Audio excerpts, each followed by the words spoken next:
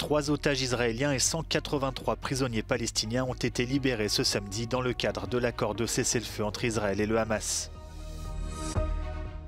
Les 3 pays baltes, l'Estonie, la Lettonie et la Lituanie, ont déconnecté samedi leur réseau électrique de celui de la Russie.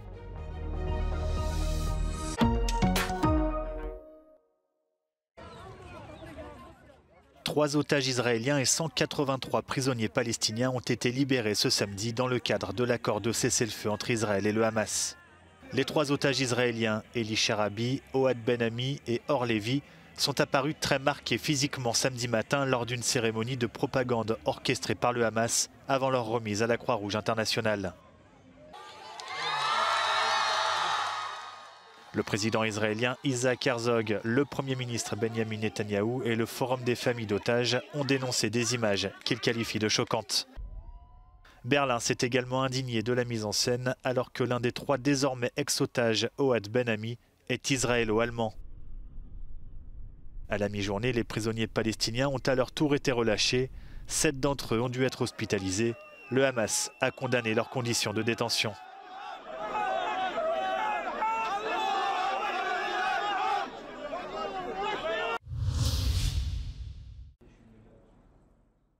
Les 3 pays baltes, l'Estonie, la Lettonie et la Lituanie, ont déconnecté samedi leur réseau électrique de celui de la Russie. L'aboutissement d'un processus de plusieurs années accéléré par l'invasion russe de l'Ukraine. Objectif des 3 pays devenus indépendants après la chute de l'URSS, se défaire de la dépendance énergétique de l'ancien occupant russe. Les pays baltes seront désormais connectés au réseau électrique européen. Tai yra pagaliau pasiektas tas tikslas, kurio mes ilgai siekėm. Ką tai reiškia techniškai? Tai reiškia, kad mes išeinam į izoliuotą darbo režimą, bet iš esmės Baltijos šalių energetikos sistema yra pagaliau mūsų rankose. Mes ją valdome. En pleine guerre hybride avec la Russie et malgré les craintes de sabotage, aucune perturbation n'a été signalée pendant la transition du réseau électrique. La présidente de la Commission européenne, Ursula von der Leyen, participera ce dimanche à une cérémonie à Vilnius, en Lituanie.